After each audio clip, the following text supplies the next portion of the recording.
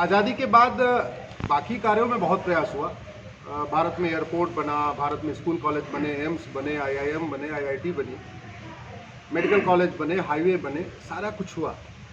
लेकिन जो संविधान कहता है सबको न्याय मिलना चाहिए, न्याय पाना जो सबका फंडामेंटल राइट है, उस पर प्रयास नहीं हुआ। और ये बहुत दुख की बात है कि 75 वर्ष में आज तक भारत की किसी भी विधानसभा में justice with in year, justice for all पे चर्चा नहीं हुई। आज तक लोकसभा और राज्यसभा में justice with in year, justice for all पे चर्चा नहीं हुई। और दुख मुझे इस बात का भी है कि लोकतंत्र का चौथा स्तंभ वो भी कहीं न कहीं जस्टिस विद इन ईयर पे चर्चा करने से चूक गया है।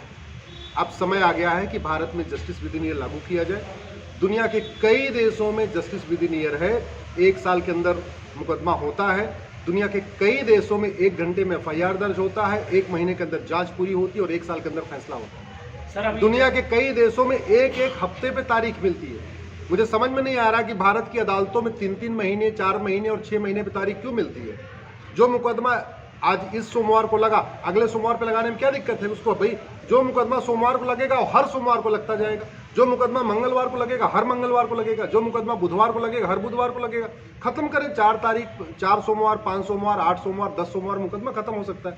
इतनी लंबी लंबी तारीखें देके मुझे लगता है कहीं ना कहीं भारत के लोगों के साथ अन्याय हो रहा है। और हम अगर ध्यान से देखें तो भारत की 50% समस्याओं का जो रूट काज है वो है सड़ा हुआ कानून और सड़ी हुई न्यायिक व्यवस्था।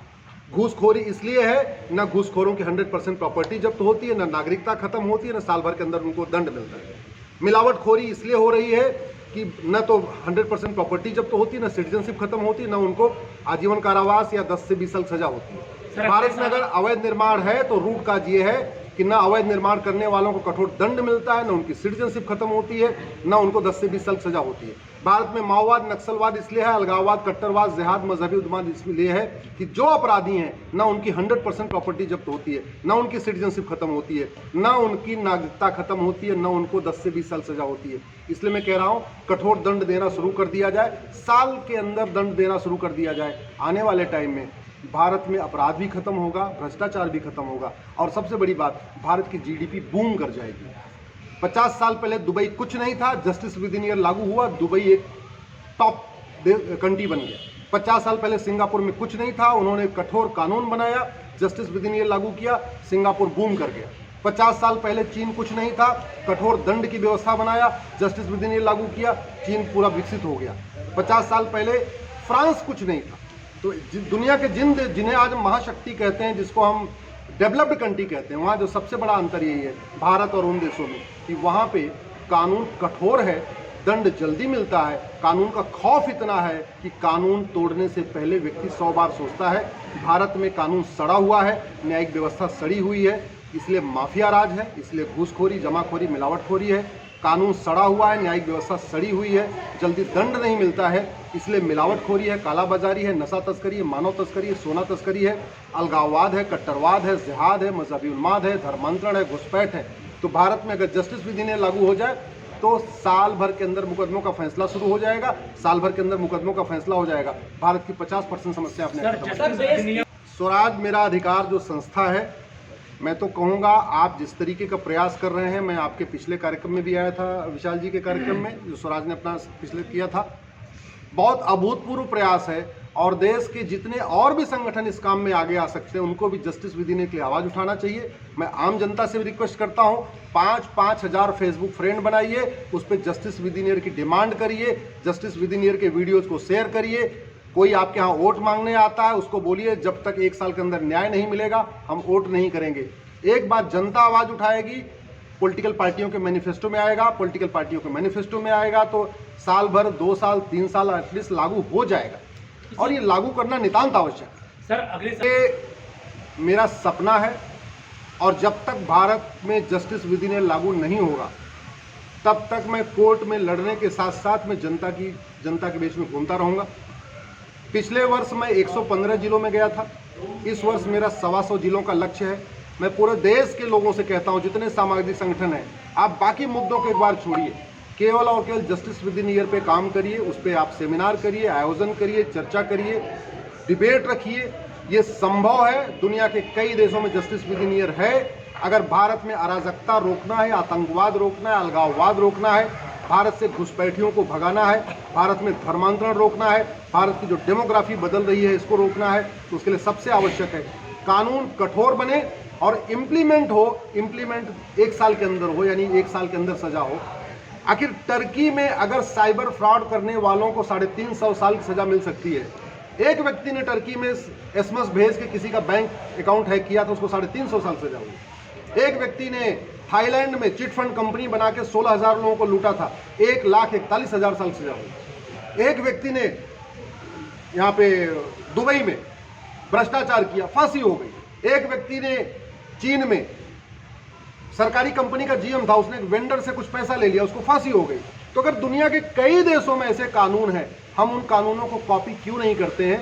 कानून बनाने की कोई लागत नहीं है, जुडिशियल रिफॉर्म में कोई बहुत खर्चा नहीं आने वाला है। जुडिशियल रिफॉर्म में ज़्यादा से ज़्यादा 10,000 करोड़ का खर्चा आएगा। इंफ्रास्ट्रक्चर मेंटेन करना पड़ेगा, हर जगह narco polygraph brain mapping lab बनाना पड़ेगा, सारी कोर्ट को नेट से जो मतलब आपस में जोड़ना पड़ेगा, लिंक करना पड़ेगा, सारी जेल को लिंक करना पड़ेगा। लेकिन फ़ायदा ये होगा कि आने वाले टाइम में भारत में अपराध करने से पहले कोई 100 बार सोचेगा, भारत में अपहरण करने से पहले कोई 100 बार सोचेगा, भारत में सड़क के किनारे अवैध निर्माण करने से पहले कोई 100 बार सोचेगा। अभी अवैध निर्माण इसलिए होता है, कानून सब घटिया है, दंड मिलता नहीं है। बहुत ज़्यादा क्या होता है, अवैध निर्माण को बुलडोजर चला दिया जाता है। बुलडोजर चलाना समाधान नहीं है। Justice charter, citizen charter, judicial charter लागू करना नितांत आवश्यक है। भारत में 5 करोड़ मुकदमे district court, high court, supreme court में पेंडिंग है। 5 करोड़ मुकदमे तहसीलदार के यहाँ, एसडीएम के यहाँ, एडीएम के यहाँ, चकबंदी अधिकारी के यहाँ, एसओसी के यहाँ, डीडीसी और कमिश्नर के यहाँ पेंडिंग। टोटल 10 करोड़ मुकदमे पेंडिंग है। अगर एक परिवार में 6 सदस्य हैं तो इसका मतलब 60 करोड़ लोग मुकदमों के कारण टेंशन में हैं। 60 करोड़ लोग टेंशन में हैं भारत के मुकदमों के कारण। इसका मतलब ऑस्ट्रेलिया की जनसंख्या 2 करोड़ है, यानी 30 ऑस्ट्रेलिया के बराबर लोग भारत में मुकदमों से टेंशन में है। कनाडा की जनसंख्या 4 करोड़ है, यानी 15 कनाडा के बराबर लोग मुकदमों से टेंशन में है। रूस की जनसंख्या 15 करोड़ है, यानी 4 रूस के बराबर लोग मुकदमों से टेंशन में है। ब्राजील की जनसंख्या 22 करोड़ है, इसका मतलब 3 ब्राजील भारत में मुकदमों से टेंशन में है। अमेरिका की जनसंख्या 33 करोड़ है, यानी लगभग 2 अमेरिका मुकदमों से टेंशन में है। जैसे ही हम narco polygraph brain mapping lab बना देंगे, जैसे ही नार्को पॉलीग्राफ को कानून बना के मैंडेटरी कर देंगे, जैसे ही हम झूठ बोलने को गंभीर अपराध घोषित कर देंगे, तो उसके बाद क्या होगा, फर्जी गवाही बंद हो जाएगी, फर्जी शिकायतें बंद हो जाएंगी, फर्जी मुकदमे बंद हो जाएंगे। एक बार फर्जी गवाही, फर्जी शिकायत, फर्जी मुकदमे बंद हो गए तो मुकदमों की संख्या अपने आप कम हो जाएगी। मुकदमों की मतलब अगर आपने झूठ बोलने पे, झूठी गवाही या झूठी शिकायत करने पे अगर 10 से 20 साल सजा का कानून बना दिया, तो बाप भी बेटे के पक्ष में झूठी गवाही नहीं देगा, भाई भी भाई के लिए झूठी गवाही नहीं देगा। एक बार झूठी शिकायत, झूठी मुकदमा और झूठी गवाही बंद हो जाए, भारत में अपने आप स्ट्रीमलाइन हो जाएगा। ये जितने मुकदमे चल रहे हैं, इसमें आधे मुकदमे अपने आप को खत्म हो जाएंगे। जस्टिस है कि 75 साल के बाद भी भारत आज भी कहीं न कहीं गुलामी की व्यवस्थाओं से चल रहा है। गुलामी की शिक्षा है, गुलामी की चिकित्सा है, गुलामी की न्याय व्यवस्था है, गुलामी की पुलिस व्यवस्था है, गुलामी की प्रशासनिक व्यवस्था है। जहाँ तक व्यक्तिगत सवाल आपका आशाराम जी का था, लालू यादव सजा याफ्ता है, इसके बाद वो इलाज के लिए सिंगापुर जा सकते हैं और इलाज कराने के नाम पे भारत में घूम घूम के पार्टी का प्रचार कर सकते हैं। तो एक व्यक्ति, चलो हमने मान लिया कि वो सजा याफ्ता है, हमने मान भी लिया कि चलो वो उनका अपराध है, तो कम से कम उनको अपनी पसंद का इलाज कराने की छूट तो मिलनी चाहिए। आतंकवादियों को बिरयानी की छूट मिल सकती है, आतंकवादियों को अपनी पसंद का कपड़ा पहनने की छूट मिल सकती है। कई सारे मैंने बहुत माफियाओं को देखा है जिनको पैरोल मिली है घर में जाके परिवार के साथ रहने के लिए, बच्चा पैदा करने के लिए पैरोल मिला। तो मतलब कपड़ा पहनने की, अपराधियों को, माफियाओं को कपड़ा पहनने की छूट मिल सकती है, अपनी पसंद का भोजन करने की छूट मिल सकती है, घर जाने की छूट मिल सकती है, शादी विवाह में जाने के लिए छूट मिल सकती है।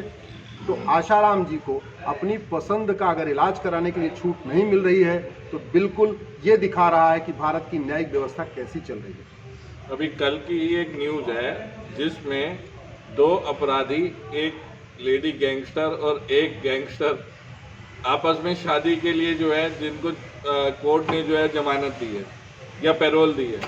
तो क्या इस व्यवस्था के ऊपर इतना भी वो नहीं है कि भाई आप आशाराम जी बापू को लिए जो है आप आवाज़ उठा सकें कि भाई हम जो है बापू जी को न्याय दिलाना चाहते हैं, सिर्फ इस बेस पे कि उनको अपना इलाज कराने की अनुमति मिले। सबसे बड़ी बात यह है कि आशाराम बापू अगर कहते हैं हमको विदेश में इलाज कराना है तो भी बात समझ में आती है। हालांकि विदेश में इलाज कराने के लिए कई लोगों को छूट मिली है, लालू यादव उसके साक्षात उदाहरण है।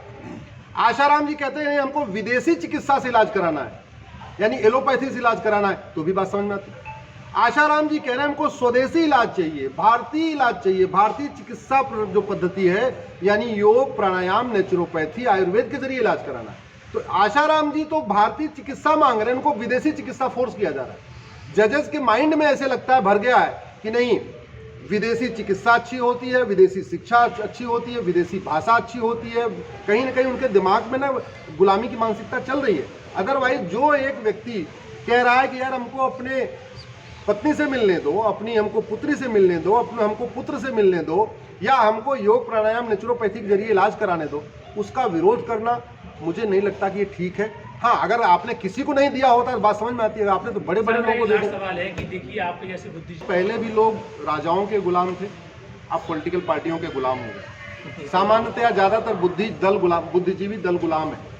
वो अगर अखबार में लिखते हैं तो पार्टी के हिसाब से लिखते हैं, बोलते हैं तो पार्टी के हिसाब से लिखते हैं। उनको लगता है कि फला नेता नाराज हो जाएगा, फला पार्टी नाराज हो जाएगी, या फला फला फला नाराज हो जाएगा। दुर्भाग्यवश जिसको आप बुद्धिजीवी कहते हैं, या तो वो पैसे के लिए लिखते हैं बोलते हैं, या तो पार्टी के लिए लिखते हैं बोलते हैं, या नेता के लिए लिखते बोलते हैं।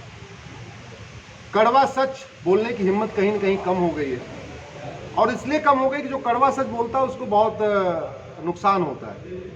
शायद मैं कड़वा सच नहीं बोलता, मैं मीठा झूठ बोलता तो मैं दिल्ली सरकार में मैं भी मंत्री होता। मैं तो उसी पार्टी की स्थापना मैंने किया हुआ जो दिल्ली में रूल कर रही है, तो मैं भी कर रहा होता। हाँ, कड़वा सच बोलता हूँ, इसलिए आज तक विधायक भी नहीं बन पाया, सांसद भी नहीं पाया, कुछ नहीं बन पाया, बस देश में भ्रमण करता रहता हूँ। तो ये कड़वा सच बोलने का साहस इसलिए नहीं आ रहा है क्योंकि जनता दल गुलाम है। जनता जातियों के आधार पर वोट करती है, भाषा के आधार पर वोट करती है, क्षेत्र के आधार पर वोट करती है, अपनी कम्युनिटी के हिसाब से करती है। जनता मुद्दों के आधार पर वोट नहीं करती। जनता कभी अच्छे पुलिस सिस्टम के लिए वोट नहीं करती, जनता कभी अच्छे जुडिशल सिस्टम की डिमांड नहीं करती, जनता कभी इलेक्शन सिस्टम की डिमांड नहीं करती, जनता कभी एडमिनिस्ट्रेटिव सिस्टम की डिमांड नहीं करती, जनता police charter, citizen charter, judicial charter, administrative charter की मांग नहीं करती, जनता justice for all, justice with in year की मांग नहीं करती। तो जो कि जनता मांग नहीं करती है तो उसकी सप्लाई नहीं हो रही है, और जो थोड़ा एक व्यक्ति दो बार बोलता है वो कभी जेल में जाता है या कभी इग्नोर हो जाता है, साइड में हो जाता है। तो वो सब हमने कॉन्सिक्वेंस देखा है। लेकिन अब मुझे भरोसा है जो यूथ है, जो यंग जनरेशन है, वो बहुत लॉजिकल हो गई है, वो मीठे झूठ को पहचानती है और कड़वे सच को भी समझती है। और यंग जनरेशन आज की है, उसको मीठा झूठ बिल्कुल नहीं पसंद है, उसको बतौलेबाजी बिल्कुल नहीं पसंद है। जो यंग जनरेशन है उसको तू मैं आरोप प्रत्यारोप, नूरा कुश्ती, बतौलेबाजी बिल्कुल नहीं पसंद है। यंग जनरेशन रिजल्ट चाहती है, बदलाव चाहती है, और वो बदलाव आएगा पुलिस रिफॉर्म से, जुडिशियल रिफॉर्म से, जस्टिस फॉर ऑल से, जस्टिस विद इन ईयर। धन्यवाद।